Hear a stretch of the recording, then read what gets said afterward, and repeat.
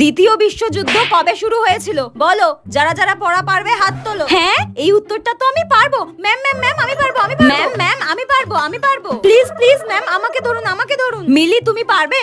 বলো। ধুর, ম্যামের ক্লাসে আমি প্রতিদিন হাত তুলি আর ম্যাম আমাকে কোনোদিনও পড়া ধরে না। ম্যাম, দ্বিতীয় বিশ্বযুদ্ধ শুরু হয়েছিল 1939 খ্রিস্টাব্দে। গুড, ভেরি গুড, বসো। আচ্ছা ম্যাম। আচ্ছা, নেক্সট কোয়েশ্চেন।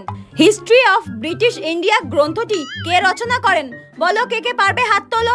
হ্যাঁ, এই রে, এটা তো আমি পারবো না।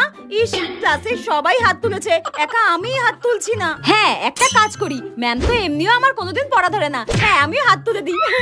হ্যাঁ, লিসা তুমি পারবে? ঠিক আছে বলো। হ্যাঁ, আজকেই আমি পড়া পারবো না আর আজকেই ধরলো।